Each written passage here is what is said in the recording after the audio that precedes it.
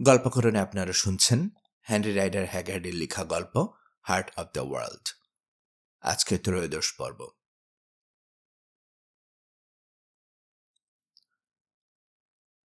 নিথর জীবালবের দিকে এগিয়ে গেল মায়া। ওর উপর ঝুঁকে পড়ে গলা থেকে খুলে নিল কবচটা। শুনেছি আগের দিনে নাকি মরার শরীর থেকে মূল্যবান জিনিসপত্র হাতিয়ে নিত চোরেরা। নিষ্প্রাণ গলায় বলল মায়া। নিজেকে সেরকম চোর মনে হচ্ছে। মনে হলেও কিছু করার নেই, সান্ত্বনা দিল মাটাই। বাঁচতে হলে এখন চুরি ডাকাতি বাদ পারি সবই করতে হবে। চলুন রওনা হই, রাত বাড়ছে।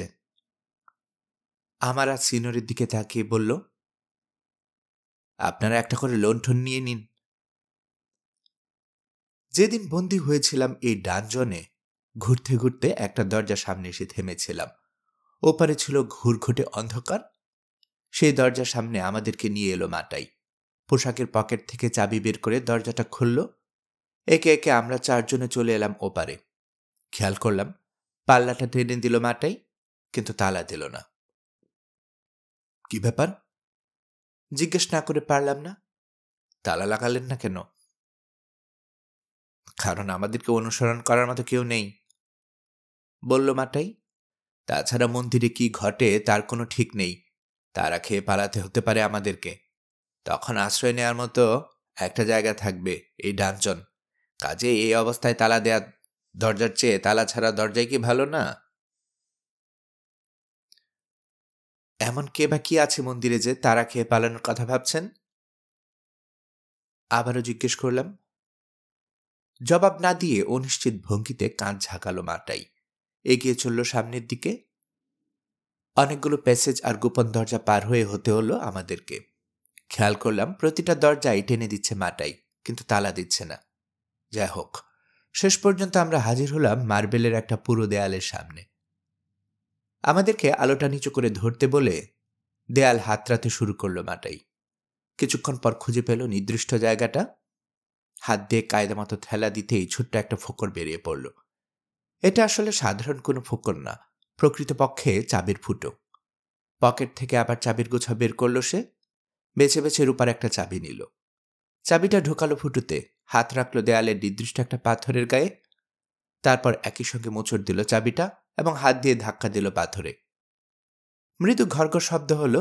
দেয়ালের একটা অংশ ভোজবাদির মতো উধাও হয়ে বেরিয়ে পড়ল 2 ফুট চওড়া আর 6 ফুট উঁচু একটা প্যানেল।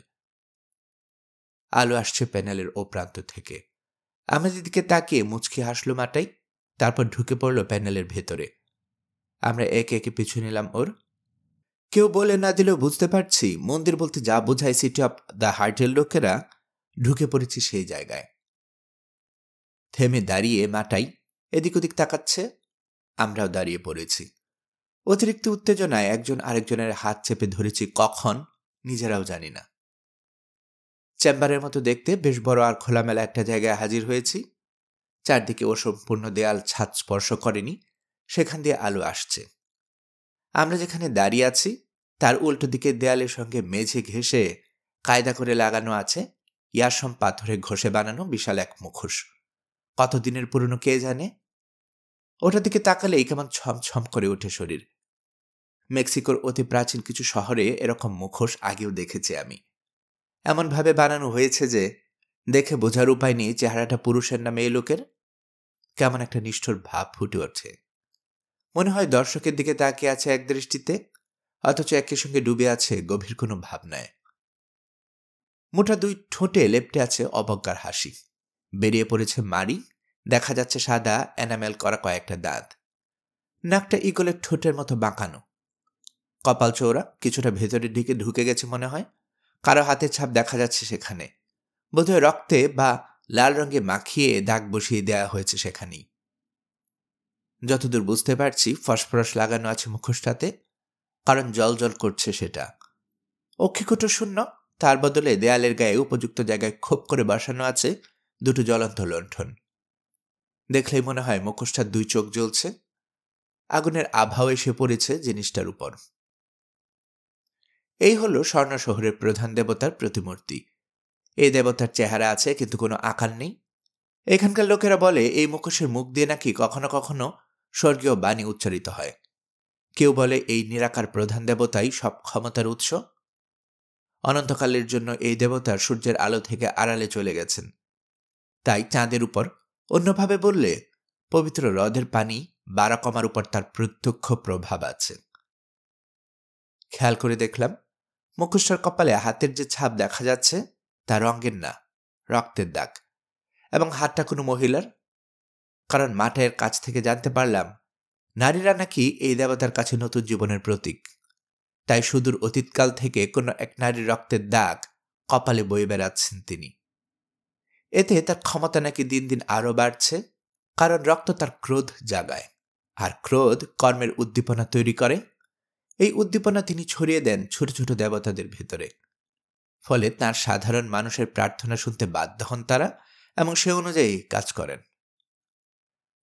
স্বর্ণ শহরের অধিবাসীদের বিশ্বাস অনুযায়ী এই নিরাকার এবং নামবিহীন দেবতাই সব মানুষ আর সব দেবতার অধিপতি। তার সেই হৃৎপিণ্ড মানে দিবা আর নিশির যোগফল সমস্ত পৃথিবীর আত্মা, হার্ট অব দ্য ওয়ার্ল্ড। আর তাই এই শহরের বাসিন্দাদের কাছে এই মন্দির অত্যন্ত পবিত্র। সিঁড়ি ভেঙে বেশি হলে বেদি পর্যন্ত আসে ওরা। নিরাকার নামবিহীন সত্তার এই গোপন বিশ্রামস্থলে বলতে গেলে কখনোই প্রবেশ করে না।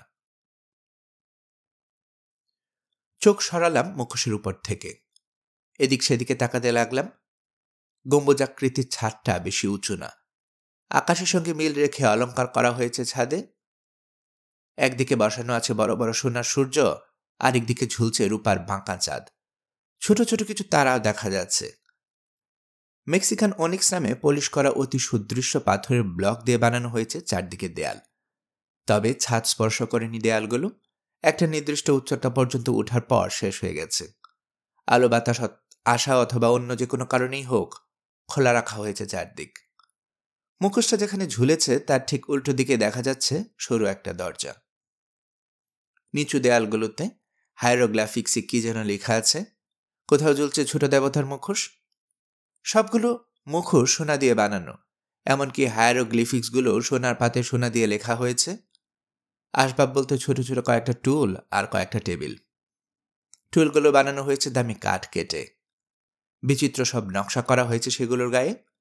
টেবিলটা এক কোণায়, তার উপর দেখা যাচ্ছে গাছের ছাল থেকে তৈরি করা কাগজ, ব্রাশ, রঞ্জকের পাত্র ইত্যাদিও আছে সেখানে।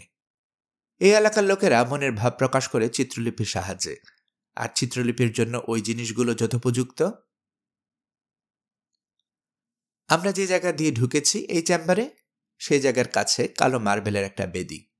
খাঁটি সোনা দিয়ে খোদাই করে কি যেন লেখা আছে বেদির গায়ে। কিছু একটা আছে সেটার উপর। এক টুকরো রেশমি কাপড় দিয়ে ঢেকে রাখা হয়েছে বলে দেখতে পাচ্ছি না।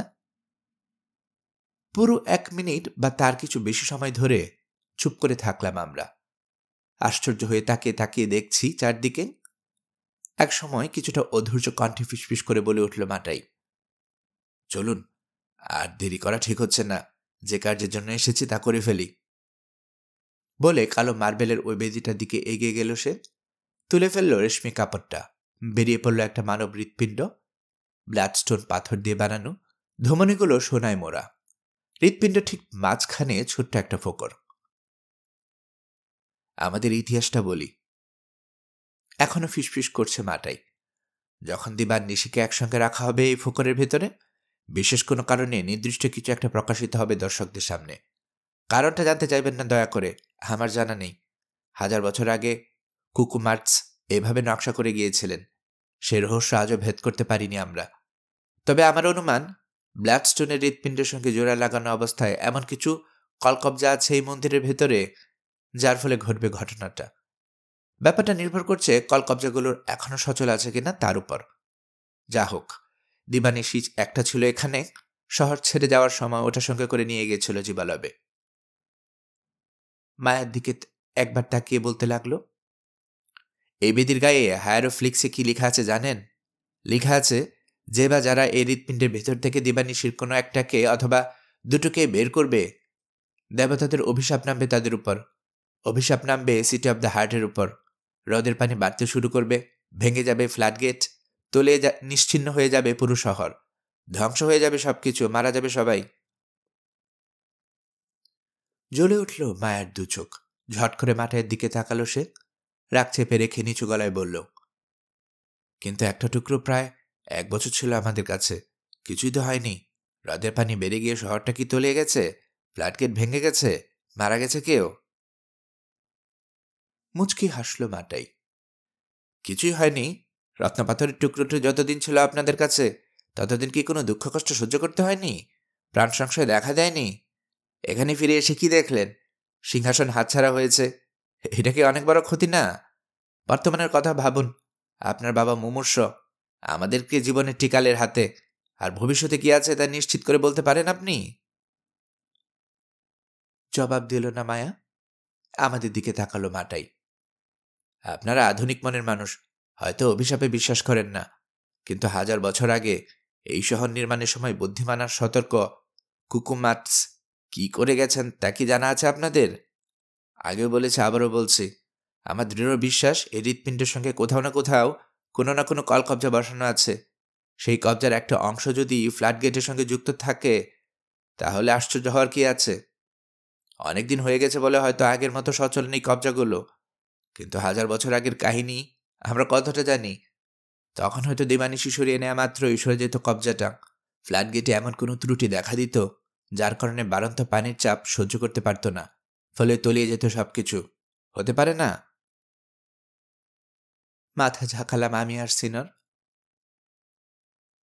আমার বিশ্বাস, জীবালবের জায়গায় যদি অন্য কেউ সরাতো পান্নার টুকরোটা, সঙ্গে সঙ্গে পানি বাড়তে শুরু করতো হ্রদে, অথবা শহরের কোথাও না কোথাও ভয়াবহ আগুন লেগে যেত যা নেবানো সম্ভব হতো না আমাদের পক্ষে। চুপ করে আছি আমরা তিনজন। তবে আমরা কেন এখনো ধ্বংস হয়ে যায়নি জানেন? মুচকি হেসে জিজ্ঞেস করল মাটাই। কারণ বেদির হায়ারোগ্লিফিক্সে লেখা আছে পান্নার টুকরো দুটো চুরির উদ্দেশ্যে সরানো হলে অভিশাপ নামবে। আমাদেরকে কিছু বলার সুযোগ না দিয়ে বলল, অনেক কথা হয়েছে আন্না। তাকালো আমার দিকে। ভিনদেশে আগন্তুক, আপনার কাছে যে টুকরোটা আছে তা দিন লেডি মায়ের কাছে। তার কাছে যে টুকরোটা আছে তার সঙ্গে জোড়া লাগিয়ে পুরো পান্নাটা এই হৃৎপিণ্ডের ফোকরে রাখবেন তিনি।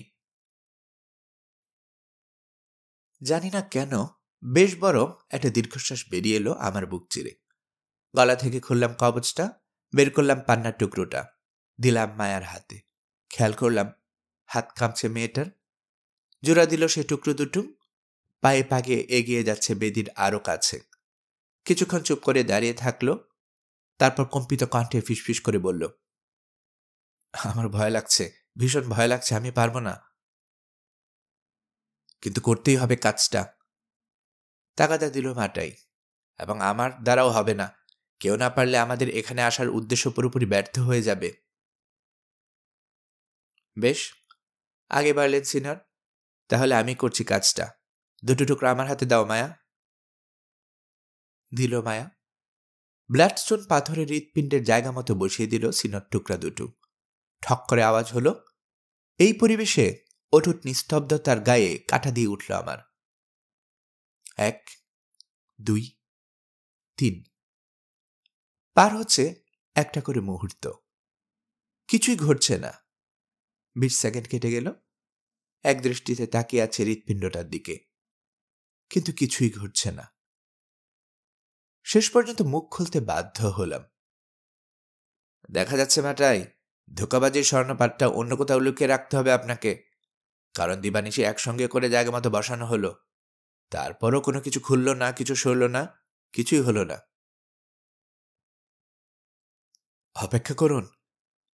মাটায়ের কপালে চিন্তার ভাঁজ। হয়তো মরিচা পড়ে গেছে স্প্রিংয়ে। আমরা কেউ কিছু করা বা বলার আগেই আরো এগিয়ে গেল সে।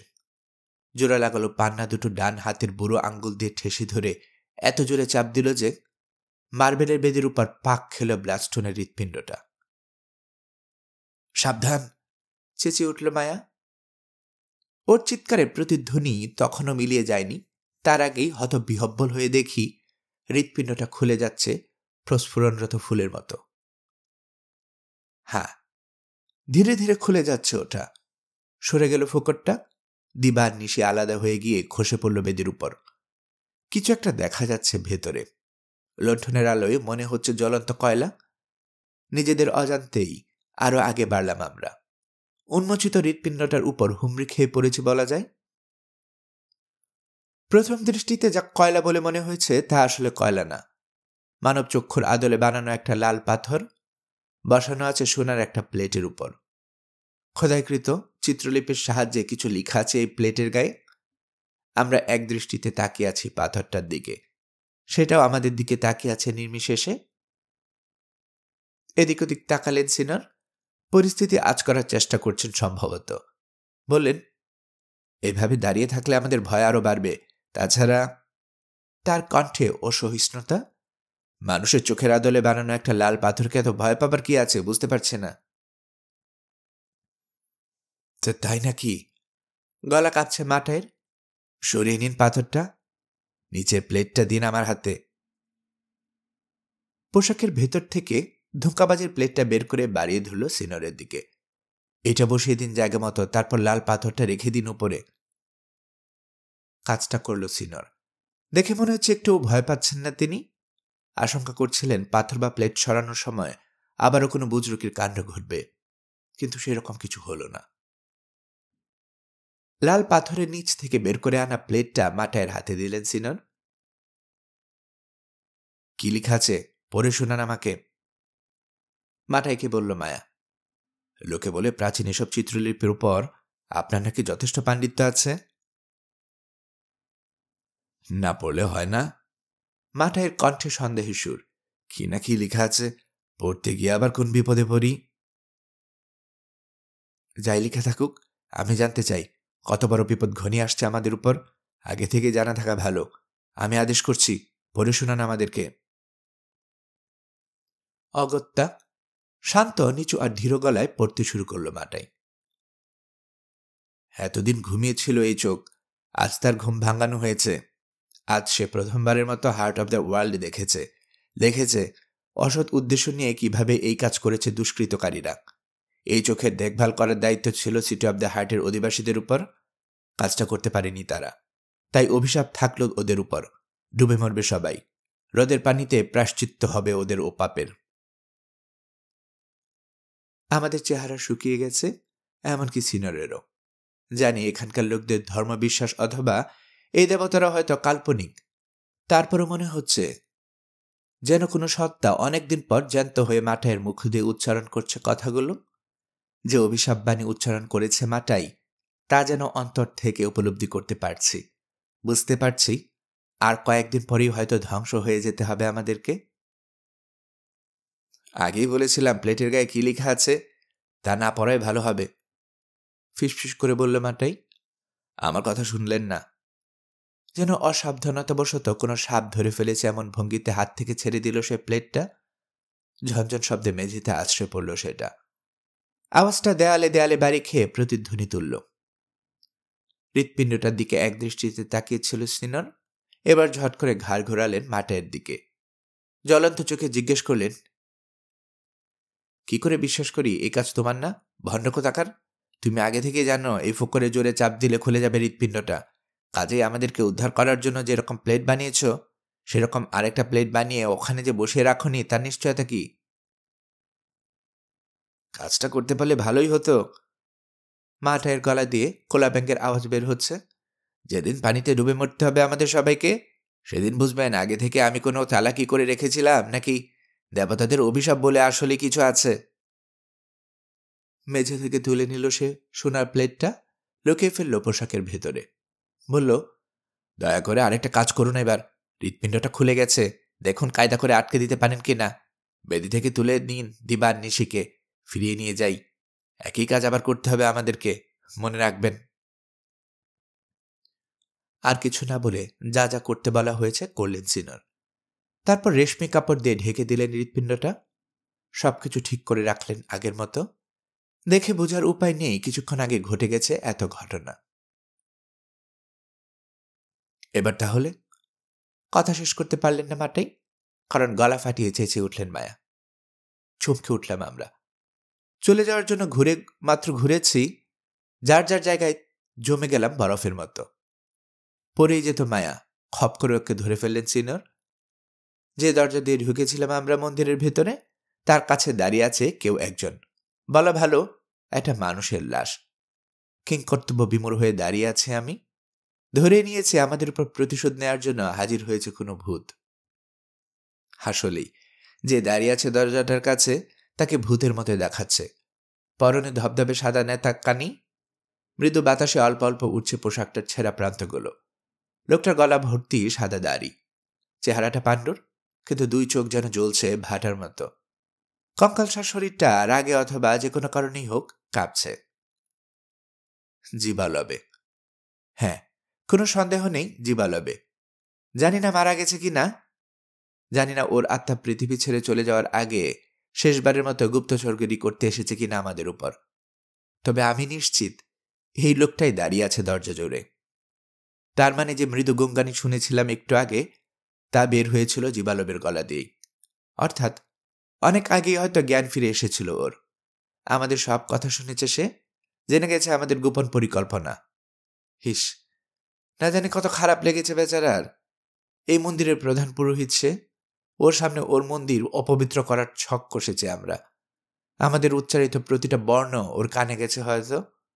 তখন বাধা দিতে পারিনি আমাদেরকে, কিন্তু আমরা চলে আসার পর দায়িত্ববোধ জেগেছে ওর ভেতরে। হাঁচড়ে পাঁচড়ে যেভাবেই হোক হাজির হয়ে গেছে এখান পর্যন্ত। জানি না কতক্ষণ ধরে দাঁড়িয়ে আছে বেচারা ওখানে। হয়তো অনেক আগেই এসেছে, আগে বাড়ার সাহস বা শক্তি হয়নি, হয়তো বাকরুদ্ধ হয়ে গেছে ওর, তাই কথা বলতে পারেনি। কিন্তু এসেছে সে, সিঁড়ি ভেঙে উঠেছে উপরে, পার হয়েছে গোলক ধাঁধাপূর্ণ একের পর এক প্যাসেজ, ধাক্কা দিয়ে খুলেছে ভারী ভারী দরজা। লণ্ঠন ছিল না ওর কাছে, তারপরও দিক চিনে ঠিকমতোই আসতে পেরেছে। শেষ পর্যন্ত গোপন দরজাটার পাল্লা ভর দিয়ে এতক্ষণ ধরে দাঁড়িয়ে থেকে দেখেছে আমাদের কীর্তিকলাপ। আমি নিশ্চিত যতটা না দুর্বলতায় তার চেয়ে বেশি রাগে কাঁপছে জীবালবে। হো, ওর সেই ভয়ঙ্কর চেহারাটা কোনোদিনই ভুলতে পারবো কিনা সন্দেহ। অসুস্থ লোকের চোখ এমনিতে একটু বেশি উজ্জ্বল হয়, কিন্তু ওর দুই চোখে যেন ভাটার আগুন। সেখানে একই সঙ্গে ক্রোধ, অনুতাপ আর ভয়। যে দৃষ্টিতে সে তাকিয়ে আছে মায়ের দিকে, বোধহয় প্রাণ সংহারের সময়ও যম সেভাবে তাকাবে না মেয়েটার দিকে। যে আক্রমণাত্মক ভঙ্গি প্রকাশ পাচ্ছে ওর দাঁড়িয়ে থাকার মধ্যে, কোনো প্রেতাত্মা বা দানবের দ্বারাও ব্যাপারটা সম্ভব হবে বলে মনে হয় না। নিরাকার নামহীন যে দেবতাকে মনে প্রাণে পূজা করে এসেছে সে এতদিন, তার এত বড় সম্মানহানি দেখে মনে মনে প্রতিশোধের কোন শপথ নিয়েছে সে কে জানে। এরকম কোনো দৃশ্য আগে কখনো দেখিনি আমি। প্রার্থনা করি বাকি জীবনে অথবা পরকালেও যেন দেখতে না হয়। দেয়ালে ভর দিয়ে দাঁড়িয়েছিল জীবালবে, এবার সোজা হলো। মাথার উপর দুই হাত তুলে খোঁড়াতে খোঁড়াতে এগিয়ে আসছে মায়ের দিকে। বোঝা যাচ্ছে প্রথম আঘাতটা মেয়েকেই করতে চায়। সিনো স্ট্রিকল্যান্ডকে দু হাতে জড়িয়ে ধরে রেখে বাবার দিকে স্থির দৃষ্টিতে তাকিয়ে আছে মায়া।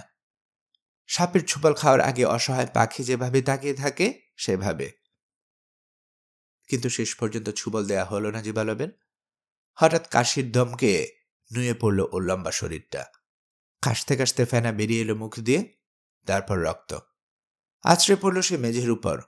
উঠে বসার চেষ্টা করল প্রাণপণে, কিন্তু অদৃশ্য যমদূত সে সুযোগ দিল না ওকে। দ্বিতীয়বারের মতো হুমড়ি খেয়ে পড়ে গেল সে মায়ের পায়ের কাছে, নড়ল না আর। এবং আমাদের বুঝতে বাকি থাকলো না আর কোনোদিনই নড়বে না জীবালবে। নিঃশব্দে মারা গেছে সে। মৃত্যুর এই নৈশব্দ পৃথিবীর সবচেয়ে বিকট আওয়াজের চেয়েও ভয়ঙ্কর। এরপর কি হয়েছিল ঠিকমতো মনে নেই আমার।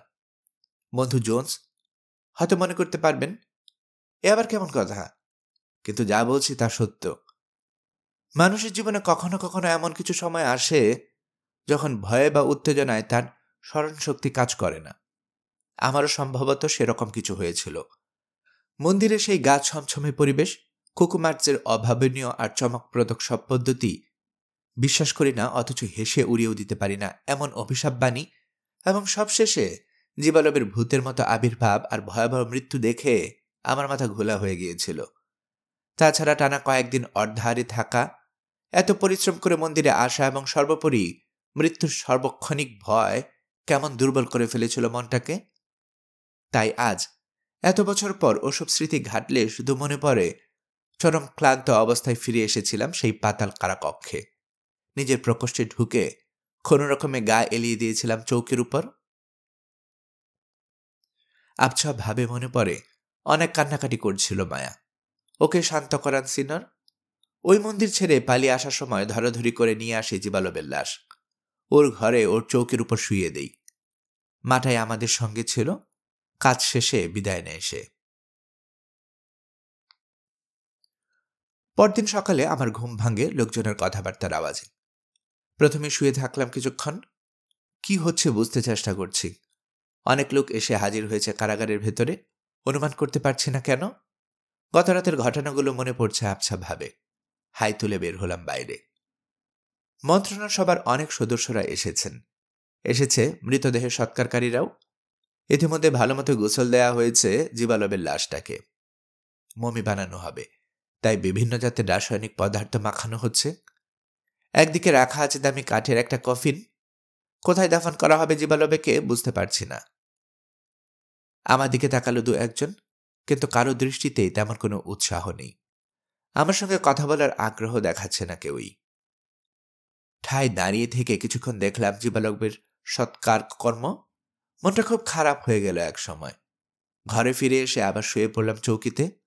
কখন যেন দু চোখ বন্ধ হয়ে গেল আপনা থেকেই। দুদিন পর। এই দুটো দিন খুব খারাপ কেটেছে আমাদের জন্য। কেউ দেখা করতে আসেনি, কেউ কোনো খোঁজে নেয়নি। অন্ধকার কারা প্রকোষ্ঠে বন্দী হয়ে আছে আমরা। বারবার মনে পড়ছে গত কয়েকদিনের ঘটনাগুলো। জীবালবের সঙ্গে তেমন ঘনিষ্ঠতা ছিল না মায়ার। বেশিরভাগ সময় দেখেছি মায়া কিছুটা দূরত্ব বজায় রেখে চলত ওর বাবার কাছ থেকে। জীবালবেও যে মেয়ের সব রকম খোঁজখবর রাখত তাও না। তারপরও মৃত্যু তো মৃত্যুই। এখনো থেকে থেকে কাঁদছে মায়া। কখনো কখনো বিলাপ করছে ওর মৃত বাবার জন্য। তবে আমার মনে হয় ওর এই বিলাপ যতটা না শোকের, তার চেয়েও বেশি আতঙ্কের। মরার আগে ওকে অভিশাপ দিয়ে গেছে জীবালবে। ওকে নিজের হাতে শেষ করে দিতে চেয়েছে। কে জানে, মায়া যে দেবতাদেরকে জানে মানে, তারা ওর বাবার শেষ ইচ্ছাটা পূরণ করে দেন কিনা। তবে আস্তে আস্তে কমে আসছে মায়ের আহাজারি। আজকাল বেশিরভাগ সময় নিজের ঘরে চুপ করে বসে থাকে সে। ডাকলেও সাড়া দেয় না। ঠিকমতো খাওয়া দাওয়া করে না। সিনর সান্ত্বনা জানানোর জন্য গেলে মাঝে মধ্যে ক্ষণক্ষণে গলায় চিৎকার করে বলতে থাকে, কেন এসেছেন? কেন আমি ভালোবাসতে গেলাম আপনাকে? আমাকে দিয়ে কি দরকার আপনার? আমি নিচু জাতের এক অশিক্ষিত ইন্ডিয়ান, আর আপনি সাদা চামড়ার প্রভু। ভাগ্য আমাদেরকে আলাদা করে দিয়েছে জানার পরও কেন লেগে আছেন আমার পিছনে?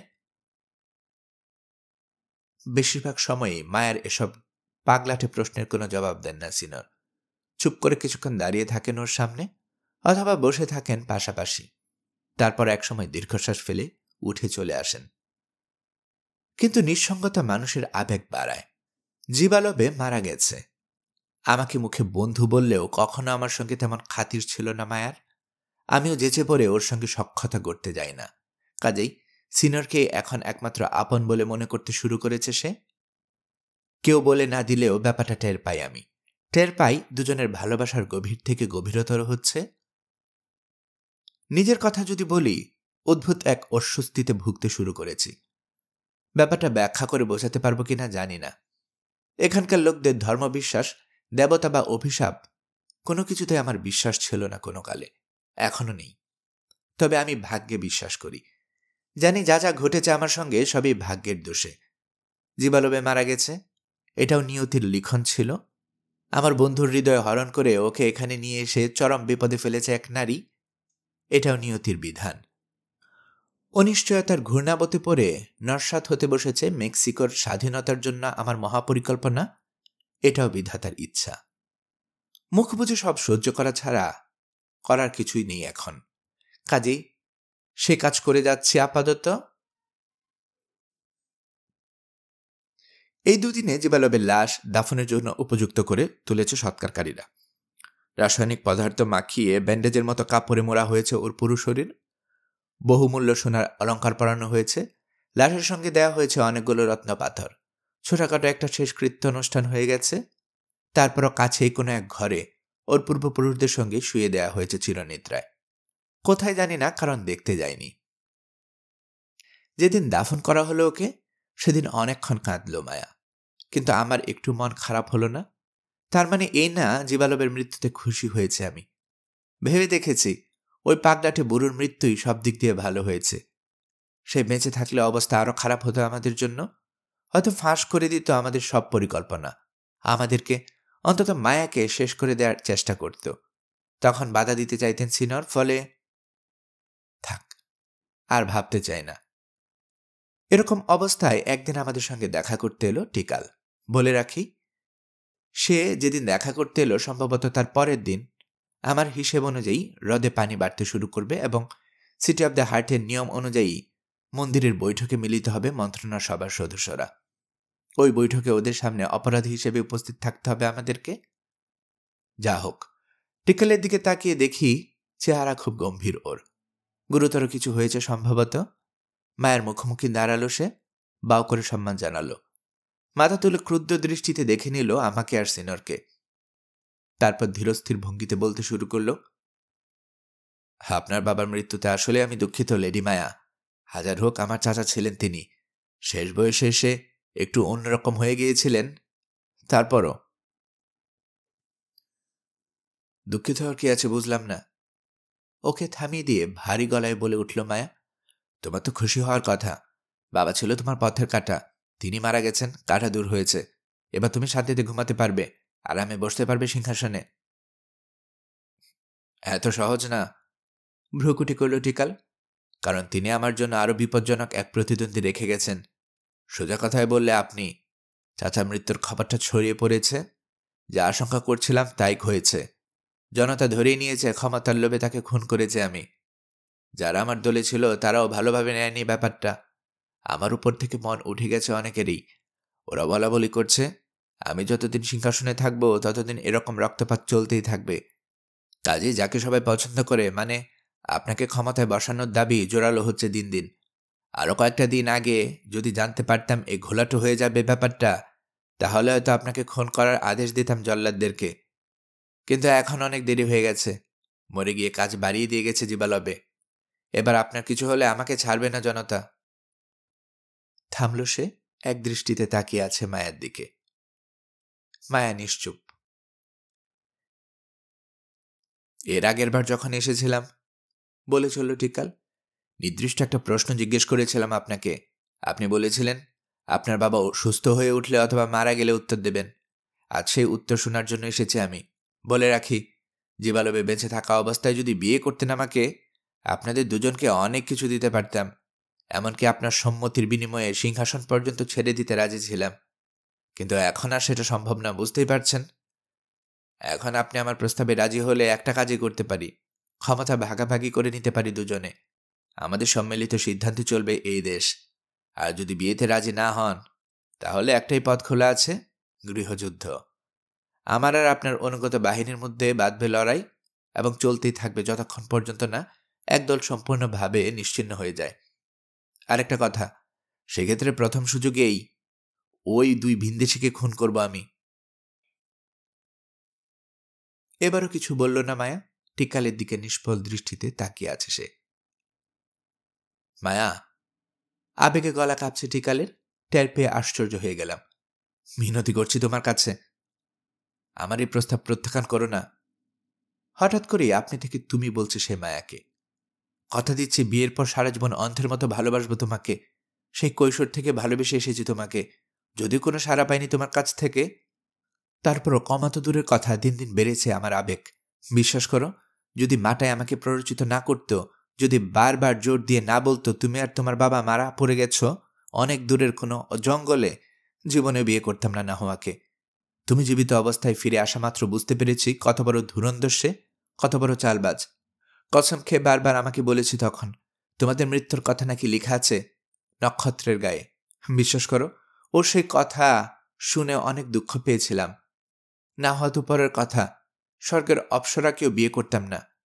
কিন্তু আমার মনে সেই ছোটবেলা থেকে আছো ক্ষমতার লোভ।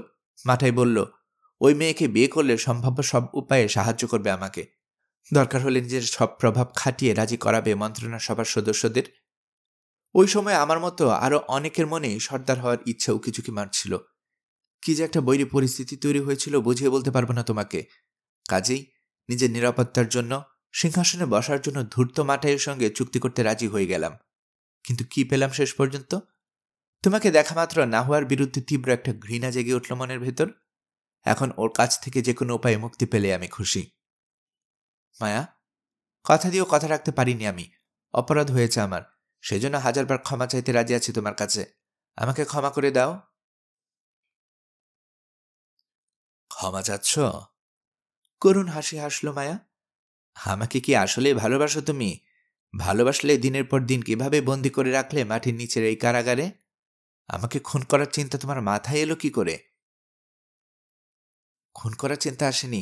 আমার অনুগতরা আমাকে বুঝিয়েছে, কিন্তু ওদের কথায় কান দিইনি। তোমার গায়ে হাত দিইনি, এমনকি তোমার বন্ধুদেরও কোনো ক্ষতি করিনি। কিন্তু এখন করবে বলে হুমকি দিচ্ছ, তাই না? হ্যাঁ, দিচ্ছি, যদি তুমি আমাকে বিয়ে করতে রাজি না হও। তাছাড়া সিনিয়রের দিকে অগ্নিদৃষ্টি নিক্ষেপ করল টিকাল। আমার মনে হয় একজনকে শেষ করে দিলেই সব সমস্যার সমাধান হয়ে যাবে। একটা ব্যাপারে নিশ্চিত থাকো টিকাল। মায়ের ধীর কণ্ঠ ছুরির মতো ধারালো। ওই কাজ করলে অন্তত এই জন্মে আমাকে বিয়ে করতে পারবে না। যাই হোক, তোমার কথা শুনলাম। বাবার সঙ্গে বিশ্বাসঘাতকতা করেছো তুমি, ভঙ্গ করেছ আমাকে দেয়া প্রতিশ্রুতি। তারপরে তোমার কথা শুনে আমার মন নরম হয়েছে, তবে এখনই কোনো কথা দিতে পারছি না। আমার প্রস্তাব শোনো। আগামীকাল সিটি অব দ্য হার্টের মন্ত্রণা সবার সামনে হাজির হয়ে আমরা দিবা নিশিকে জোড়া লাগিয়ে জায়গা মতো রাখি। বাবা একটা কথা জোর দিয়ে বলতেন সবসময়, দিবা নিশি একসঙ্গে হলে তাজ্জব কোনো ঘটনা ঘটবেই। মহান দেবতার পক্ষ থেকে কোনো না কোনো নির্দেশনা আসবে আমাদের জন্য। আমার মনে হয় সেরকম কোনো ঘটনা ঘটার আগ পর্যন্ত অপেক্ষা করা উচিত আমাদের। কথা দিচ্ছি, যে নির্দেশনায় আসুক না কেন, অক্ষরে অক্ষরে তা পালন করব আমি।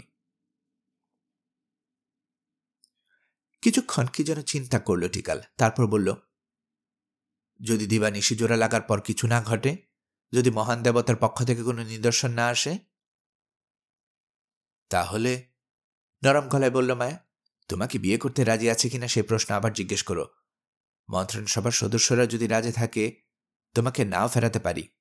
এবার যাও, আমি কিছুক্ষণ বিশ্রাম নেব। বিদায়। চলে গেল টিকাল। বেশ কিছুক্ষণ ধরে চুপ করে বসে আছি আমি। আসলে ভাবছি ব্যাপারটা নিয়ে, কিন্তু কোনো কোল কিনারা করতে পারছি না। ভাবতে গিয়ে কেমন জট পাকিয়ে যাচ্ছে সব। কি বলবো বুঝতে পারছি না। এমন সময় সিনিয়র বললেন, আশা করি ধুরন্ধর মাটাই আবারও কোনো চাল চালেনি? জিজ্ঞাসা দৃষ্টিতে তার দিকে তাকালো মায়া। কে জানে টিকালের কাছ থেকে মোটা অঙ্কের ঘুষ খেয়ে নতুন কোনো কুবুদ্ধি বের করে বসে আছে কিনা বুড়ো শিয়ালটা। বলে চললেন সিনিয়র, কে জানে ওই প্লেট সরিয়ে দিয়ে অন্য কোনো প্লেট বসিয়ে রেখেছে কিনা। মায়া, টিকালকে কথা দিয়ে কিন্তু ফেসে গেছো তুমি। মাথায় যদি সত্যি এরকম কিছু করে থাকে, তাহলে ওই প্লেটে যা লেখা থাকবে তোমাকে তাই করতে হবে। তখন আমাদের অবস্থা আরো খারাপ হবে। ব্যাপারটা বুঝতে পারল মায়া। মন খারাপ করে দিয়ে ঢুকলো নিজের ঘরে। কিছু করার নেই, তাই আমি উদ্দেশ্যবিহীনভাবে হেঁটে বেড়াতে লাগলাম এদিকে সেদিকে। আগে একবার মায়ের সঙ্গে হাঁটতে বের হয়েছিলাম, তখন লাইব্রেরির মতো একটা ঘরে ঢুকেছিলাম। একটা লণ্ঠন নিয়ে গিয়ে হাজির হলাম ওই ঘরে। এক কোনায় বসে কিছু পুরনো পার্চমেন্ট ঘাটাঘাটি করতে লাগলাম। এই অঞ্চলের লোকগুলোর প্রাচীন ইতিহাস জানার চেষ্টা করছি। আসলে গত কয়েকদিন থেকে কাজটা করছি আমি। জীবালবে অসুস্থ হয়ে পড়ার পর থেকে আমার সঙ্গে তেমন একটা কথা বলেন না সিনিয়র। বেশিরভাগ সময় মায়ের সঙ্গেই কাটান। আর মায়া, আগেও বলেছে বোধহয়, মুখে আমাকে বন্ধু বললেও প্রথম থেকে একটা দূরত্ব বজায় রাখছে, এবং আমি তাতে খুশি। কাজী জীবালবে মারা যাবার পর স্বাভাবিকভাবেই সিনিয়র আর মায়ের মধ্যে ঘনিষ্ঠতা আরও বেড়েছে, এবং টের পাচ্ছি আমার আর সিনিয়রের সম্পর্কের মাঝখানে গাঢ় একটা ছায়া পড়ছে। পরদিন দুপুরে খাবার পর আমাদের জন্য পরিষ্কার পোশাক নিয়ে এলো কয়েকজন ভৃত্য। মায়ের জন্য কিছু গহনাও এনেছে ওরা। যথাসম্ভব পরিষ্কার পরিচ্ছন্ন হলাম, গায়ে চড়ালাম নতুন কাপড়। খেয়াল করলাম সুগন্ধি দেয়া আছে কাপড়ে। সন্ধ্যার পর হাজির হলো একদল সশস্ত্র সৈন্য। ওদের নেতা বলল, পথ দেখিয়ে মন্দিরে নিয়ে যাবে আমাদেরকে। মৃদু হেসে বললেন, খুব ভালো কথা। আসলে কি জানো, এই গর্তের ভেতরে দিনের পর দিন ইঁদুরের মতো থাকতে থাকতে বিরক্ত ধরে গেছে। এখন এখান থেকে বের হতে পারলে বাঁচি। কাজে মন্দিরে বা গির্জায় যেখানেই নিয়ে যাও, যেতে আপত্তি নেই আমার। কয়েক মিনিট পরেই রওনা হয়ে গেলাম আমরা। সৈন্যদের পেছন পেছন উঠতে লাগলাম সিঁড়ি বেয়ে। কোন দিক দিয়ে ওরা নিয়ে এলো আমাদেরকে বুঝতে পারলাম না। একটা দরজা পার হয়ে হঠাৎ দেখি খোলা জায়গায় হাজির হয়েছে। রাত নেমেছে, মাথার উপরে হাজার তারার মেলা, মৃদুমন্দ বাতাস বইছে, এত ভালো লাগছে ভাষায় প্রকাশ করার মতো না। আমার মনে হয় রাতের আকাশ, খোলা বাতাস আর কখনো এত ভালো লাগেনি আমার কাছে। কাছে সেই ওয়াচ হাউস, সেটা ছাড়িয়ে এগোলাম কিছু দূর। আরো কয়েক ধাপ সিঁড়ি ভেঙে উপরে উঠে মন নিলাম ডানে। খেয়াল করলাম যেদিক থেকে এসেছি ঠিক তার বিপরীত দিকে গিয়ে উপস্থিত হয়েছি। খানিকটা এগিয়ে থামলাম পিরামিডের পশ্চিম প্রান্ত ঘেঁষে। সামনে চমৎকার কারুকার্য খচিত দুটো তামার দরজা। একদল সৈন্য পাহারায় নিয়োজিত। আমাদেরকে দেখে মাথা নুইয়ে সম্মান জানালো ওরা।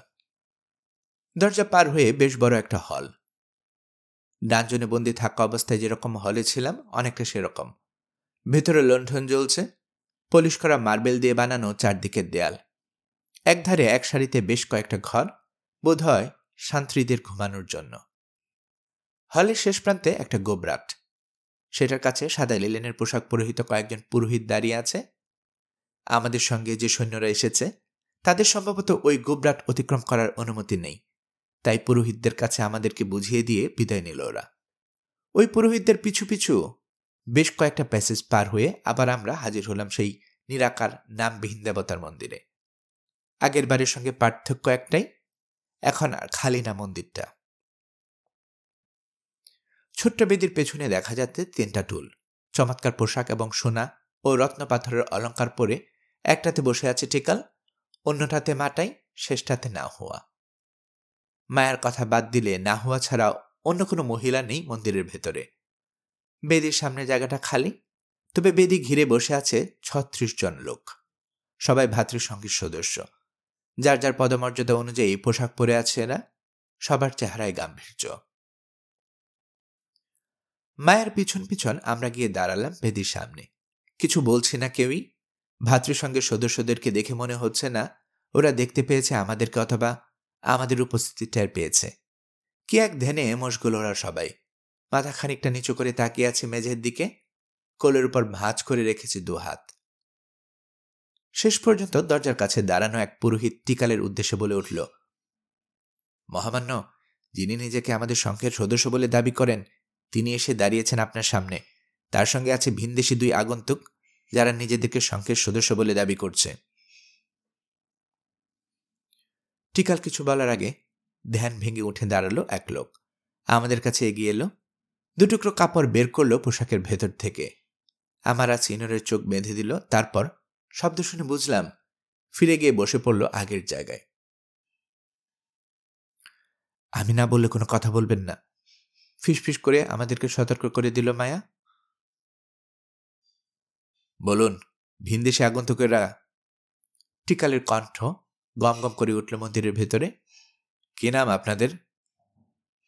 মায়া বলে উঠল, একজন সমুদ্রপুত্র আর একজন ইগনাসিও। বলুন, কেন এলেন আপনারা আমাদের দেশে? আবারও জিজ্ঞেস করল টিকাল। কি উদ্দেশ্যে আপনাদের? ঢোকার সময় দরজায় গায়ে লেখা ছিল অজানা আছে না কেউ বিনা অনুমতিতে অথবা বিনা আদেশে ঢুকলে মৃত্যুদণ্ড দেয়া হবে। পড়েননি? প্রথম কথা, ওরা অজানা না, অচেনাও না। আবারও বলল মায়া, ওরা আমাদের ভ্রাতৃসঙ্গের সদস্য। এদের একজনের কাছে অমূল্য রত্ন পাথরের একটা টুকরো সবসময় থাকে, আর সমুদ্রপুত্র আমাদের দলেরই লোক, কারণ তিনিও কোনো এক সময় শপথ করে ওই রত্ন পাথরের টুকরোটা নিজের কাছে সংরক্ষণ করেছিলেন। দ্বিতীয় কথা, এদের এখানে আসার উদ্দেশ্য খুব সাধারণ, আমাদের দেবতাকে দেখতে এবং মূলত তার উদ্দেশ্যে প্রার্থনা জানাতে এখানে এসেছেন তারা। কিভাবে এলেন তারা? তাদের তো পথ চেনার কথা না। আমি চিনিয়ে নিয়ে এসেছি, তবে মহান দেবতার হৃৎপিণ্ড আমাদেরকে পথ দেখিয়েছে। মুখ কথা বলে দিক বাতলে দিয়েছে, চোখ আলো দিয়েছে সবসময়। তাই নাকি? তাহলে আমি আদেশ করছি মহান দেবতার হৃৎপিণ্ডের চিহ্নটা প্রদর্শন করা হোক, তা না হলে মরতে হবে আপনাদের 3 জনকেই। নীরবতা। দেখতে পাচ্ছি না, কিন্তু বুঝতে পারছি আমাদের হয়ে অঙ্গভঙ্গির মাধ্যমে বিশেষ সেই সংকেত প্রদর্শন করছে মায়া। এবার দ্বিতীয় সংকেতটা দেখানো হোক। হুকুম করল টিকাল। মহান দেবতার মুখের সংকেত, না পারলে তার অভিশাপের জ্বলে পড়ে ছাই হয়ে যাবেন আপনারা। আবারও নীরবতা। দ্বিতীয় সংকেতটা দেখাচ্ছে মায়া। এবার তৃতীয় সংকেত, হৃৎপিণ্ডের চিহ্ন। শুনে বোঝা গেল মায়াকে আটকাতে না পেরে আস্তে আস্তে খারাপ হচ্ছে টিকালের মেজাজ। সবচেয়ে গোপন এবং আমাদের ভাতৃসঙ্গের সবচেয়ে মহান সংকেত। গাছ থেকে খসে পড়া পাতা ঝোড়ো বাতাসে উড়ে গেলে যেরকম শব্দ হয়, মুখ দিয়ে ঠিক সেরকম আওয়াজ করছে মায়া।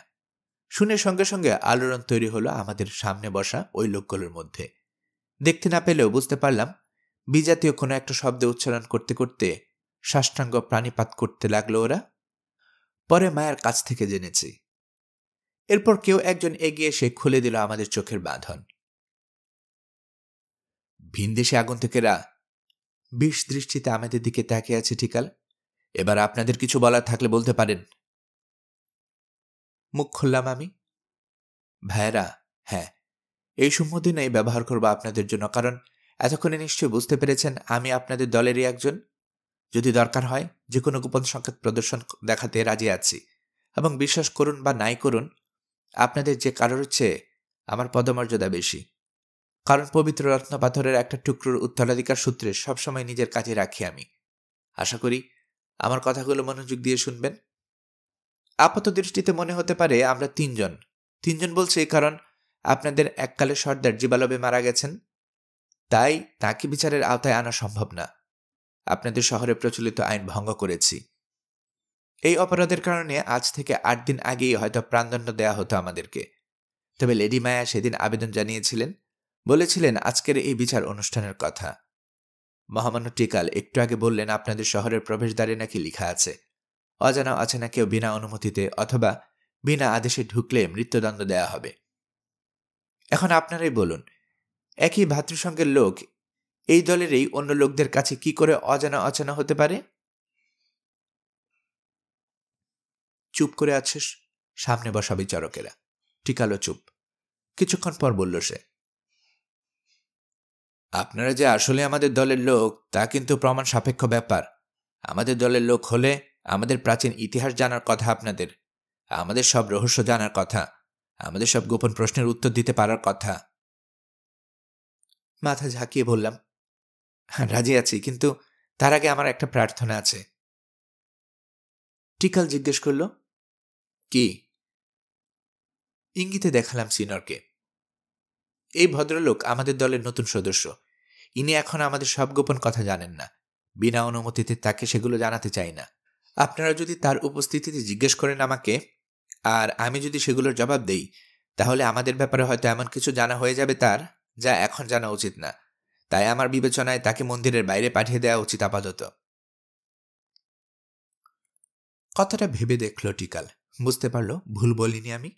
ইশারা করল সে প্রহরীদেরকে। ওরা এগিয়ে এসে সিনরকে নিয়ে গেল মন্দিরের বাইরে। ভারী দরজাটা বন্ধ করে দেয়া হলো আবার। ভাবগম্ভীর পরিবেশ তৈরি করার জন্য কমিয়ে দেয়া হলো লণ্ঠনগুলোর আলো। পুরোহিত আর ভাতৃসঙ্গের সদস্যদের মধ্যে যারা সবচেয়ে বয়স্ক তারা এগিয়ে এলো আমার দিকে, ঘিরে ধরল আমাকে। বিভিন্ন বিষয়ে একের পর এক প্রশ্ন করতে লাগলো। সবই আমার জানা, কাজে আমিও যথাসম্ভব গুছিয়ে জবাব দিতে লাগলাম। শেষ পর্যন্ত ওরা পান্নার টুকরোটা দেখতে চাইল। গলার কবচ থেকে খুলে হাতে নিয়ে দেখালাম ওদেরকে সেটা। তারপর টিকালের অনুমতি নিয়ে মাটাইকে এমন সব প্রশ্ন শুরু করলাম যার উত্তর যতদূর জানি মেক্সিকোর খুব কম লোকেই জানে। ভ্যাবাচাকা খেয়ে গেল মাটাই। আমতা আমতা করতে লাগলো। বাইরের দুনিয়া এবং আধুনিক জীবন নিয়েও অনেক কিছু বললাম ওদেরকে। মুখে স্বীকার না করলেও মেনে নিতে বাধ্য হলো ওরা তখন। পদমর্যাদার দিক দিয়ে আসলেই ওদের অনেক উপরে আমি।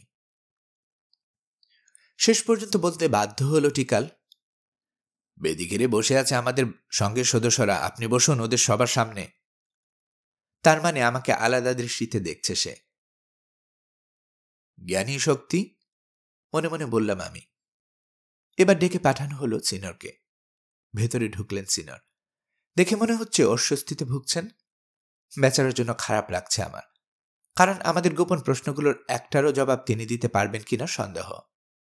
প্রথম প্রশ্নটার জবাব দিতে পারলেন তিনি, কিন্তু আটকে গেলেন দ্বিতীয়টাতে।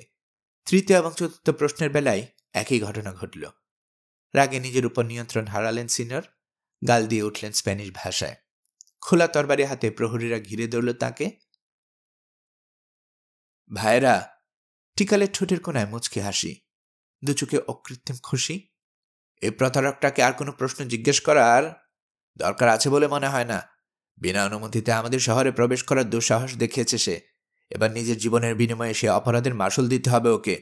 আরো বড় কথা, নিজেকে আমাদের ভ্রাতৃসংঘের সদস্য দাবি করে জঘন্য মিথ্যাচার করেছে। অথচ দেখুন, কত সহজ প্রশ্ন জিজ্ঞেস করা হয়েছে, সেগুলোর জবাব দিতে পারল না। কি বলেন আপনারা? কি শাস্তি হওয়া উচিত ওর? প্রাণদণ্ড ছাড়া তো কিছু দিতে পারি না আমরা ওকে। বেদির এক কোণায় চুপ করে বসেছিল। কিছু বলার জন্য লাফিয়ে উঠে দাঁড়ালো মায়া। উঠে দাঁড়ালাম আমিও। ইশারায় চুপ করে থামতে বললাম মেয়েটাকে।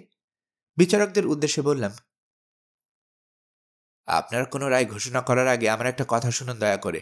আমি সাক্ষ্য দিচ্ছি, এই লোক সত্যিই আমাদের দলের সদস্য, কিন্তু সমস্যা হচ্ছে তিনি ভিনদেশী। তাই তাকে সদস্য বানানোর সময় আমাদের ব্যাপারে যেসব কথা শেখানো হয়েছিল তার বেশিরভাগই ভুলে গেছেন। এর সবচেয়ে বড় কারণ ভাষাগত সমস্যা এবং অনেকদিন ধরে চর্চার অভাব। তাকে কিভাবে আমাদের দলের সদস্য বানানো হলো সে কাহিনী বলে আপনাদেরকে, তাহলে আপনাদের মনে আর কোনো সন্দেহ থাকবে না। বলে আমি খনিতে আটকা পড়ার পর কিভাবে আমাকে উদ্ধার করেছিল সিনিয়র সে বর্ণনা দিলাম। জিবালবের সঙ্গে আমাদের পরিচয় হলো কিভাবে তাও বললাম। কত কষ্ট সহ্য করে ফিরে এসেছে আমরা সিটি অব দ্য হার্টে, সে কথা জানাতেও ভুল করলাম না। খেয়াল করলাম সবাই, এমনকি টিকালো, মনোযোগ দিয়ে শুনছে আমার কথা। আমার কথা শেষ হলে কি শাস্তি দেয়া যায় সিনিয়রকে তা নিয়ে নিজেদের মধ্যে আলোচনা শুরু করলো ওরা। টিকাল প্রস্তাব দিল ভুটাভুটির। পুরোহিতদের মধ্যে মাত্র একজন বলল, ক্ষমা করে দেয়া হোক সিনিয়রকে।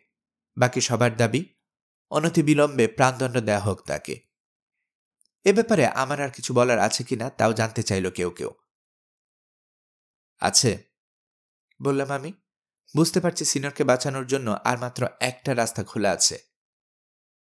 জিবালবে বিশ্বাস করত অমূল্য সেই রত্নপাথরের টুকরো দুটোকে আরো পরিষ্কার করে বললে দিবা আর নিশিকে একসঙ্গে জোড়া দিলে অলৌকিক কিছু না কিছু ঘটবেই। আপনারা জানেন, অনেক বছর আগে একসঙ্গে ছিল এই দেশের লোকেরা। ভয়াবহ এক যুদ্ধ দুই ভাগ করে দেয় তাদেরকে। তখন দিবা আর নিশি আলাদা হয়ে যায়। ওদেরকে আলাদা করার অপরাধে দেবতাদের অভিশাপ নেমে এসেছে আমাদের উপর। ভিনদেশি বর্বরা শাসক হিসেবে চেপে বসেছে আমাদের কাঁধে। লুটে নিয়ে ওদের দেশে পাচার করেছে আমাদের সম্পদ। কথাটা ঠিক বলেছে কিনা? চুপ করে আছে পুরোহিতেরা, এমনকি টিকাল বা মাটায়ও কিছু বলছে না। জিবালবে বিশ্বাস করত বলে চললাম আমি। দিবা নিশিকে যদি একসঙ্গে করা যায় তাহলে এই অভিশাপ কেটে যাবে। দেবতাদের পক্ষ থেকে কোনো না কোনো নিদর্শন আসবেই, যা পথ দেখাবে আমাদেরকে। আর সে কারণেই বুড়ো বয়সে এত কষ্ট করে খুঁজে বের করতে গিয়েছিল আমাদেরকে। পান্নার টুকরোটা দেখালাম সবাইকে। এই যে, এই সেই রত্নপাথর, দিবা। মহামান্য টিকাল, গ্রহণ করুন এটা। আজ থেকে এটার সম্পূর্ণ দায়িত্ব আপনার উপর ছেড়ে দিচ্ছি। আর একটা লেডি মায়ের কাছে আছে। আপনার প্রতি আমার অনুরোধ, একসঙ্গে করুন দিবা আর নিশিকে। রাখুন জায়গা মতো। তারপর দেখি জিবালবের সেই ধারণা আসলেই ঠিক কিনা। ঠিক আছে, রাজি হলো টিকাল। কিন্তু সমুদ্রপুত্র থাকতে পারবে না মন্দিরের ভেতরে। গলা ছড়িয়ে বলল, প্রহরীরা, এই লোকটাকে বাইরে নিয়ে যাও, কড়া প্রহারায় রাখবে। মায়ের দিকে তাকিয়ে দেখলাম ভয়ে শুকিয়ে গেছে মেয়েটার চেহারা। বলল, ভয় পাবেন না লেডি মায়া। আমাদের আজকের এই বৈঠক শেষ না হওয়া পর্যন্ত আপনার বন্ধুর কোনো ক্ষতি হবে না। ওকে আসলে কিছুটা সময় দিচ্ছি যাতে ঘনিয়ে আসা মৃত্যুর জন্য নিজেকে প্রস্তুত করতে পারে। দ্বিতীয়বারের মতো মন্দিরের বাইরে নিয়ে যাওয়া হলো সিনিয়রকে। মায়া সভ্যতার প্রাচীর ইতিহাস যতটুকু জানে বলতে শুরু করলো টিকাল। তারপর বলল, ছোটবেলা থেকে শুনে এসেছি, আমার বাপদাদারা বলতো দিবার নিশে একসঙ্গে হলে ভাগ্য ফিরবে আমাদের। কিন্তু কথাটা তেমন একটা বিশ্বাস করি না আমি। তারপরও জিবালবে যখন এত কষ্ট করে পবিত্র রত্নপাথরের আরেকটা টুকরো উদ্ধার করেছে, এত কষ্ট করে যখন সেটা নিয়ে এসেছে আমাদের শহর পর্যন্ত, একবার পরীক্ষা করে দেখি কি হয়। কি বলেন আপনারা? রাজি হলো সবাই। ভালো, বলে মাঠায়ের দিকে তাকালো টিকাল। আজকের এই সভার নেতা হিসেবে আপনাকে আদেশ করছি, পবিত্র রত্ন পাথরের টুকরো দুটো নিন, তারপর যথাস্থানে স্থাপন করুন। আপনি আদেশ করলে তা পালন না করে উপায় নেই আমার। উঠে দাঁড়ালো মাটাই। তবে তার আগে দুটো কথা বলতে চাই। ভ্রু কুচকে গেল টিকালের। বাকিরাও আগ্রহ নিয়ে তাকিয়ে আছে বুড়ো লোকটার দিকে। আমার কাছে পুরো ব্যাপারটা শিশুসুলভ মনে হচ্ছে, বিনীত ভঙ্গিতে বলল মাটাই। অনেক বছর আগে লোকেরা কি বিশ্বাস করত, আর তা পালন করলে আমাদের উপকার হবে, এসবের সন্দেহ আছে আমার। থাকুক সন্দেহ, একসঙ্গে বলে উঠল বেশ কয়েকজন পুরোহিত। আপনার কাজ আপনি করুন, আমরা দেখতে চাই শেষ পর্যন্ত কি হয়। খেয়াল করলাম লোকগুলোর কৌতূহল আস্তে আস্তে বাড়ছে। বললাম তো, অধৈর্য হয়ে উঠেছে টিকালো। যাও আবার হবে, আর যদি কিছু না হয় তাও আমাদের তো কোনো ক্ষতি হচ্ছে না, নাকি? তবে রত্নপাথরের টুকরো দুটো পবিত্র হৃৎপিণ্ডের ভিতরে বসানোর আগে সাবধান থাকবেন। বেশি নড়াচড়া করলেও আকেজো হয়ে যেতে পারে ফ্ল্যাট গেট। তখন হ্রদের পানি ঢুকে পড়বে শহরে, ডুবে মরব সবাই। দিবা নিশিকে নিল মাটাই। মন্দিরের ভিতরে পিনপতন নীরবতা। দু হাতে দুটুকরো রত্নপাথর নিয়ে এগিয়ে যাচ্ছে সে হৃৎপিণ্ডটার দিকে। কাছে গিয়ে থামল, কেন যেন ইতস্তত করল কিছুক্ষণ। তারপর আগের বারের মতো দিবানিশিকে একসঙ্গে জায়গা মতো বসিয়ে দিয়ে জোরে চাপ দিল। আবারও প্রস্ফুরিত হলো পবিত্র হৃৎপিণ্ড। উদ্ভাসিত হলো মানব চক্ষুর আকৃতি সেই রত্নপাথর। কিন্তু এ কি, আগেরবার যতটা জলজল করছিল পাথরটা এখন সেরকম করছে না কেন? সম্ভবত মাটাইও খেয়াল করেছে ব্যাপারটা। ভয়ে চেহারা শুকিয়ে গেছে ওর, দুহাত কাঁপছে। অস্পষ্ট বিস্ময়বাণী শোনা যাচ্ছে। পুরোহিতদের কেউ কেউ ফিসফিস করে কি যেন বলাবলি করছে। দেখা যাচ্ছে টিকালের গলায় তেমন জোর নেই। জীবালবের পাগলামের মধ্যে কিছুটা হলেও সত্যতা ছিল। খুলে গেছে আমাদের পবিত্র হৃৎপিণ্ড। দেখা যাচ্ছে পবিত্র একটা রক্তচক্ষু, সোনার একটা প্লেটের উপর বসানো আছে চোখটা। কি লেখা আছে প্লেটটাতে? হ্যাঁ, কি লেখা আছে জানতে চাই আমরা, একসঙ্গে বলে উঠল বেশ কয়েকজন পুরোহিত। এবার বেদির দিকে এগিয়ে গেল টিকাল। কাঁপা কাঁপা হাতে সরালো রক্তচক্ষুটা, সোনার প্লেটটা তুলে নিয়ে এসে ভালো মতো দেখতে লাগলো। কিছুক্ষণ পর বলল, পড়তে পারছি না, এই চিত্রলিপি অনেক প্রাচীন। তাকালো মাটাইয়ের দিকে। এসব বিষয়ে আপনি পণ্ডিত, আপনি বরং পড়ে শোনান আমাদের সবাইকে। প্লেটটা হাতে নিল মাটাই। মনোযোগ দিয়ে দেখল অনেকক্ষণ। ওর আচরণ কেমন রহস্যজনক মনে হচ্ছে আমার কাছে। লোকটা অভিনয় করছে কিনা বুঝতে পারছে না। প্রথমে চেহারায় ছিল উদ্বেগের স্পষ্ট ছাপ, অথচ এখন মনে হচ্ছে আশ্চর্য হয়ে গেছে সে। ওর ব্যাপারে সিনিয়র যা বলেছে তা মনে পড়ে গেল আমার। আমাদেরকে ফাঁকি দেওয়ার জন্য অন্য কোনো প্লেট বসিয়ে রেখেছে কিনা সে। চুপ করে আছেন কেন? একসঙ্গে চেঁচিয়ে উঠল কয়েকজন পুরোহিত। পড়ছেন না কেন? ভাইয়েরা, ধীর কম্পিত গলায় বলতে শুরু করলো মাটাই। চিত্রলিপি যত প্রাচীনই হোক না কেন, তা পড়তে অসুবিধা হয় না আমার। কিন্তু এই চিত্রলিপির ভাষা এত, কি বলবো, এত অদ্ভুত যে আপনাদেরকে জানাতে দ্বিধা হচ্ছে আমার।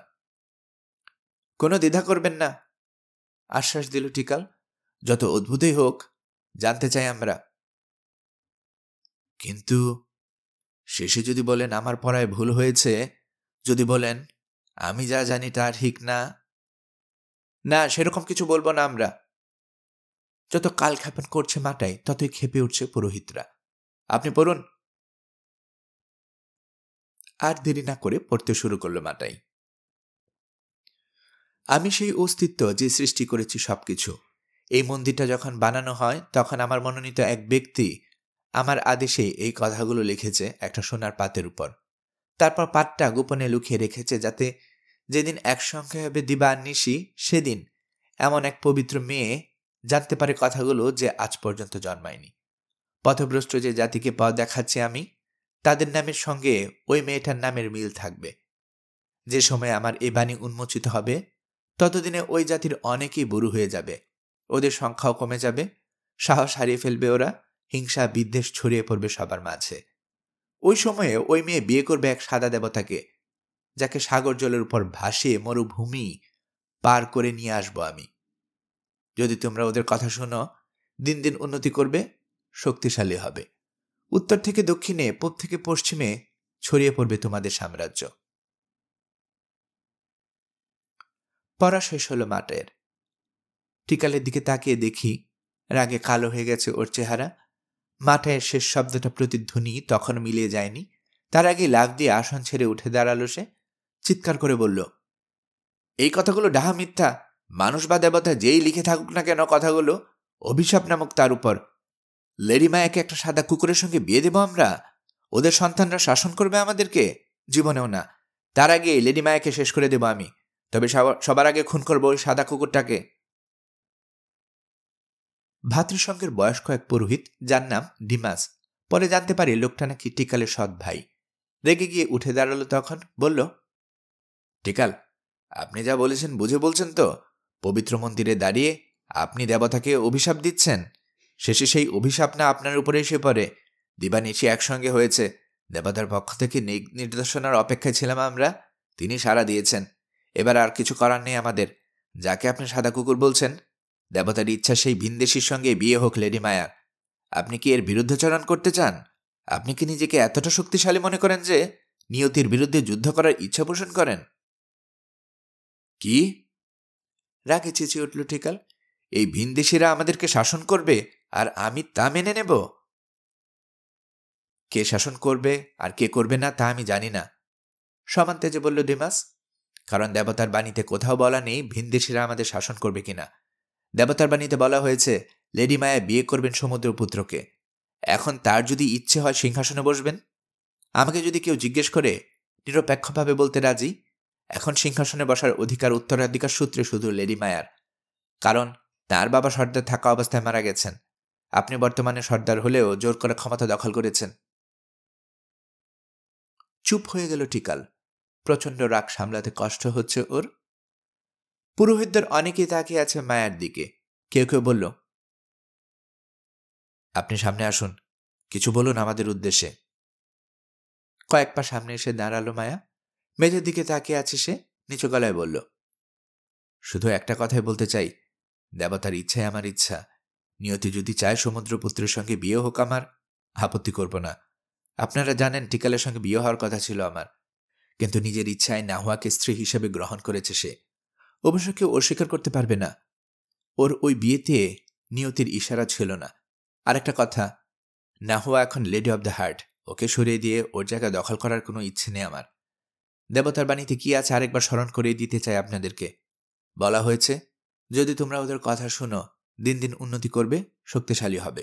উত্তর থেকে দক্ষিণে, পূব থেকে পশ্চিমে ছড়িয়ে পড়বে তোমাদের সাম্রাজ্য। তার মানে আমাদের কথা শুনতে বাধ্য করা হয়নি আপনাদেরকে। কাজেই টিকালের সঙ্গে শান্তি চুক্তি করতে চাই আমি। সিংহাসন ওরই থাকবে। না হওয়ার কাছ থেকেও কেড়ে নেওয়া হবে না লেডি অব দ্য হার্টের উপাধি। বিনিময়ে শান্তিতে থাকতে দেওয়া হবে আমাকে এবং আমার বন্ধুদেরকে। লেডি মায়া ভালো কথা বলেছেন মহামান্য টিকাল। সুযোগ বুঝে এতক্ষণে মুখ খুলল মাটাই। আপনি সর্দার হতে চেয়েছিলেন, পেরেছেন। না হওয়া লেডি অব দ্য হার্ট হতে চেয়েছিল, পেরেছে। আপনি লেডি মায়াকে বিয়ে করতে চেয়েছিলেন, কিন্তু তিনি রাজি ছিলেন না কখনোই। অথচ তার অনুপস্থিতিতে আপনি বিয়ে করেছেন আমার মেয়েকে। কাজে আমার মনে হয় বাকিটা ভবিষ্যতের হাতে ছেড়ে দিলে সব দিক দিয়ে ভালো হবে আমাদের জন্য। আমার দিকে তাকিয়ে মুচকি হাসল সে। কারণটা বুঝতে পারলাম না। লেডি মায়া বলেছেন তিনি সমুদ্রপুত্রকে স্বামী হিসেবে গ্রহণ করার জন্য প্রস্তুত। এখন আমাদের উচিত ওই লোকটাকে জিজ্ঞেস করে দেখা তিনিও রাজি আছেন কিনা। যদি রাজি থাকেন তাহলে দেবতার ইচ্ছায় বাকি রেখে তার অভিশাপ নিজের উপর নেয়ার কি বুদ্ধিমানের কাজ হবে? ভাতৃসঙ্গে সদস্যদের দিকে তাকালো সে। তা আপনারা কি বলেন? না, দেবতার ইচ্ছা অপূর্ণ রাখা মোটেও উচিত হবে না, একসঙ্গে অনেকে বলল। তাহলে? টিকালের দিকে তাকালো মাটাই। সমুদ্রপুত্রকে আমাদের সামনে হাজির করতে আদেশ করুন মহামান্য।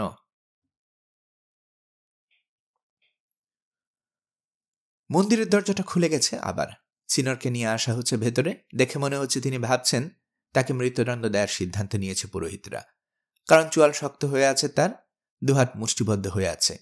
আত্মরক্ষার জন্য মানসিক প্রস্তুতি নিয়ে ফেলেছেন তিনি।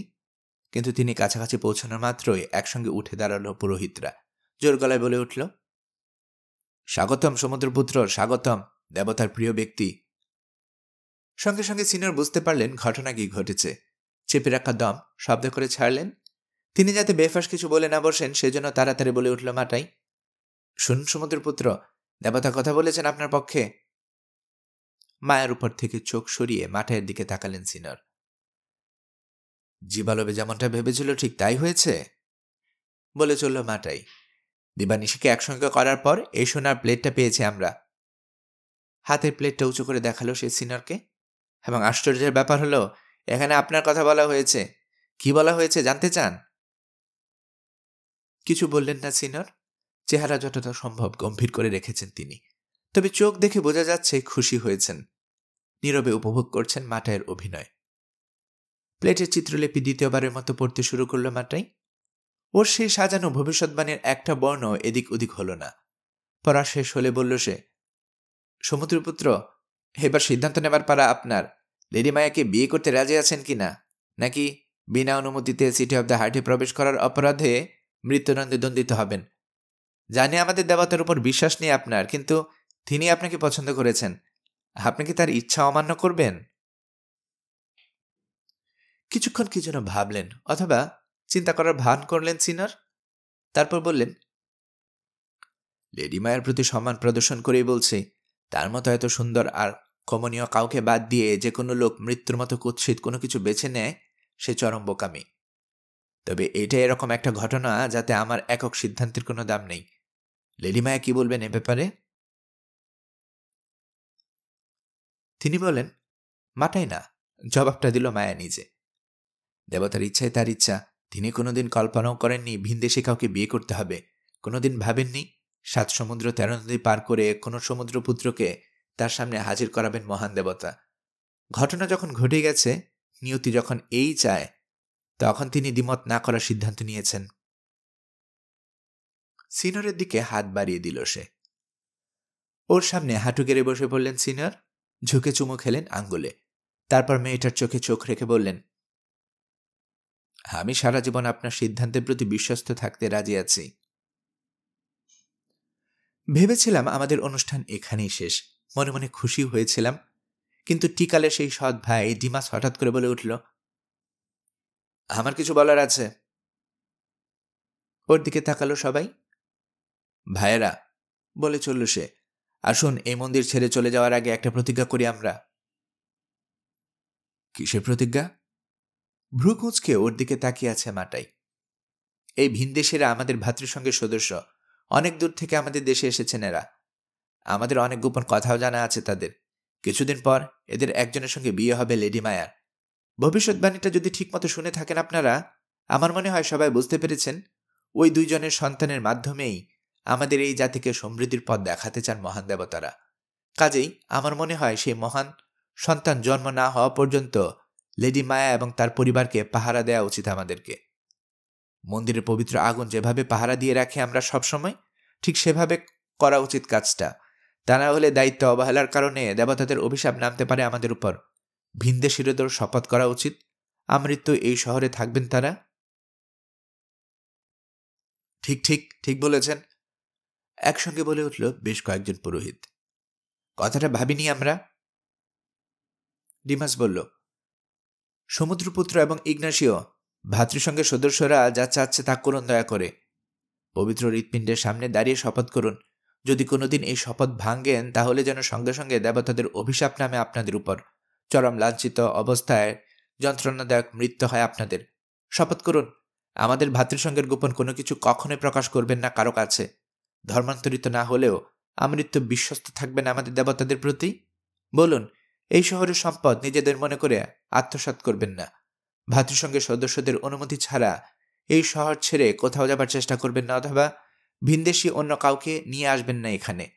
যান, বেদির কাছে গিয়ে হাত রাখুন সেটার উপর এবং প্রতিজ্ঞা করুন আপনাদের দেহ এবং আত্মা সমর্পিত হবে মহান দেবতাদের উপর। অসহায় দৃষ্টিতে তাকালাম সিনিয়রের দিকে। তিনিও একই দৃষ্টিতে তাকিয়ে আছেন আমার দিকে।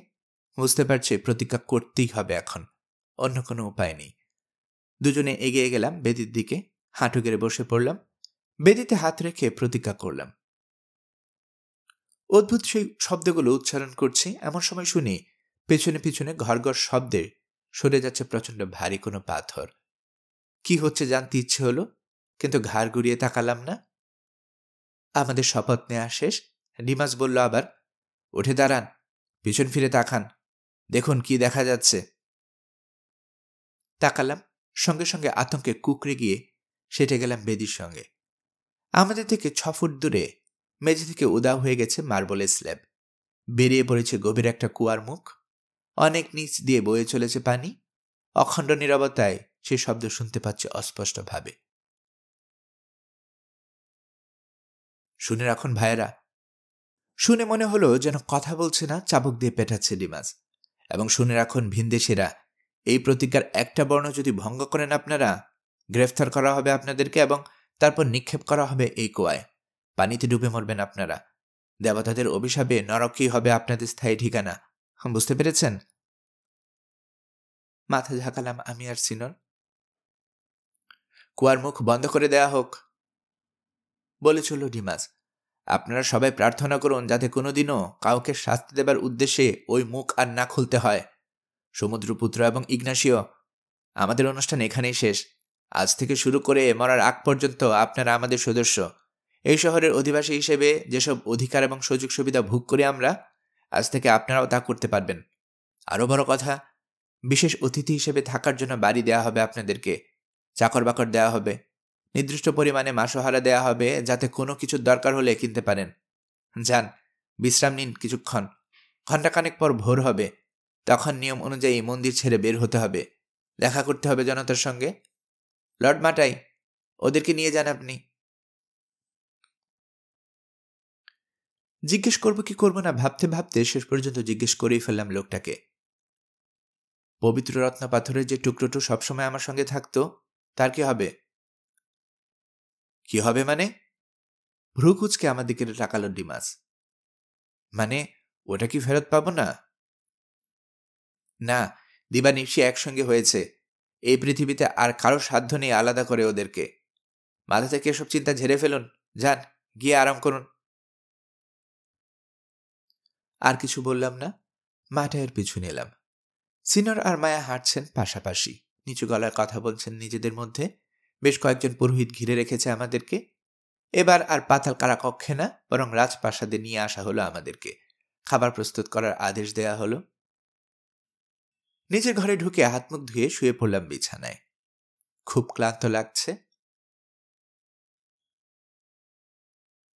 গল্পকরণে এতক্ষণ আপনারা শুনছিলেন হেনরি রাইডার হ্যাগারের লেখা গল্প হার্ট অফ দ্য ওয়ার্ল্ড এর 13 পর্ব।